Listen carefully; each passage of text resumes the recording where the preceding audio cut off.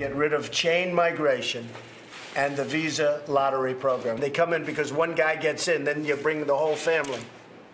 And not a lot of jobs there either, I want to tell you. Not a lot of working jobs.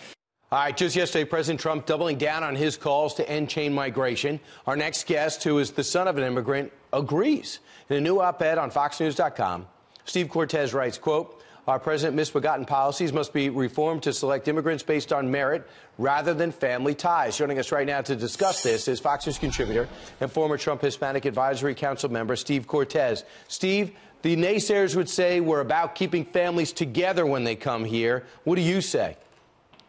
Well, Brian, I would say I'm okay with the nuclear family, meaning a spouse or minor children. But the idea that your bloodline should be the primary driver of who gets into this country, I think is just ludicrous. 70% of immigrants to the United States in recent years are because of chain migration, because they are sponsored by a relative who already lives here. And by the way, it can be a distant relative. Right. And here's the reality. It doesn't make economic sense, and it doesn't make national security sense. On the economic side, the majority, and listen, I love immigration, but we have to do it better. The majority of immigrant-headed households in the United States right now receive some form of welfare. Now, that is totally different to the immigration realities that were faced by people like my father, by many of our grandparents, great-grandparents who came here, and they expected nothing but an opportunity in the United States. Right. That's not the reality right now. We have to change that. Well, the president wants to make it more of a draft and less of a lottery. Right. Here's some stats that I think would help enlighten everybody why you have this point of view. The majority of green cards issued in the United States, 65% family-based immigration. So, because one person's here, the rest get to come without screening just because they're related. 15% are refugees and 7% are family of employment-based immigrants, 6% based on immigrants, and 5% based on the visa lottery system.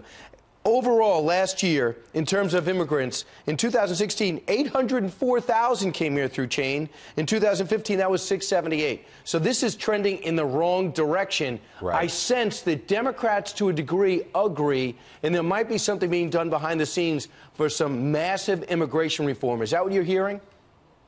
You know, I think so. I think that's in the offing. I think we're going to have a deal in January where the president exchanges permanent protection for DACA recipients in exchange for an end to, or at least restrictions on chain migration and an end to the visa lottery system. Brian, that is just lunacy. The idea that we would literally at random allow people to come to the United States makes no sense. And on the national security side, by the way, the awful incident on Halloween, the truck attack on a New York sidewalk where 8 innocent people were mowed down. He was here because he won. I mean, I don't even like to use that term, but he won the visa lottery. That's just an outlandish and unsafe system to allow anyone in the United States. It has to be merit-based. What kind of skills and drive do you bring to this country? And do you love our values, love our Constitution, and embrace the system that is America and want to be self-sufficient? All right, yeah. If you're going to bring a pipe bomb with you on the lottery system, you're going to hurt everybody else. I mean, that's what happened to the Port Authority. Thanks, Steve.